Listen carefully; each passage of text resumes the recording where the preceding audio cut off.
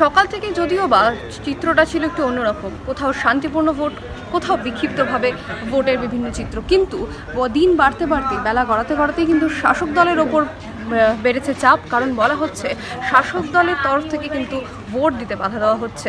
এই মুহূর্তে আমরা রয়েছি কোচবিহার শহরের একটি বুথ কেন্দ্রে, সেখানে কিন্তু দেখতে পাচ্ছি চিত্রটা শান্তশিষ্টই মনে হচ্ছে, কারণ কেন্দ্রীয় বাহিনী রয়েছে, সেটাও কিন্তু লক্ষ্য করার মতোই একটা বিষয়।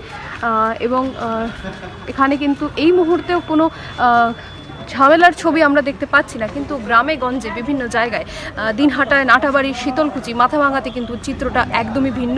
সেখানে কিন্তু হচ্ছে অনেকটাই ঝামেলা।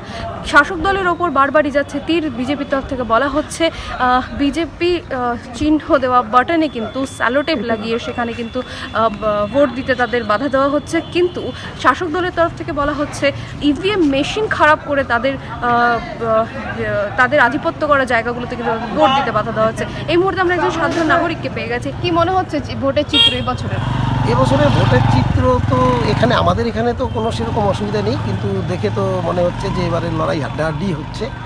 তো শান্তিপূর্ণ, আমাদের এই বুথে শান্তিপূর্ণভাবেই ভোট হচ্ছে, কিন্তু অন্য জায়গায় টিভিতে যেখানে সেন্ট্রাল ফোর্স নেই, সেখানে অনেক জায়গায় গণ্ডগোলের চিত্র আমরা টিভিতে দেখতে পাচ্ছি। সেই জন্য আমরা চিন্তিত বটে। এই কেন্দ্রে সেন্ট্রাল ফোর্স দেখা যাচ্ছে, তাই সেই কারণে কি এখানে শান্তিটা বলে মনে হচ্ছে? এই বুথে সেন্ট্রাল ফোর্স আছে, তার জন্য তো শান্তিপূর্ণ ভোট হচ্ছেই। তাছাড়াও আমাদের ইতিহাস, এই বুথে কোনো সময় কোনো রকম গণ্ডগোল সেরকম হয়নি কোনো দিন। তো আমাদের সেই জন্য এখানে মনে হয় যে গণ্ডগোল হবে না। প্রভাব কার বেশি মনে হচ্ছে, কি মনে হয়? সেটা তো ঠিক এখনই এই মুহূর্তে বলা যাচ্ছে না, কেন সব দিকের পরিস্থিতি দেখে এবং ভোটের অবস্থা বুঝেই বলা যাবে, কিন্তু লড়াই হাড্ডাহাড্ডি হচ্ছে, এটা বোঝা যাচ্ছে। কি ভোট দেওয়া হয়ে গেছে তো?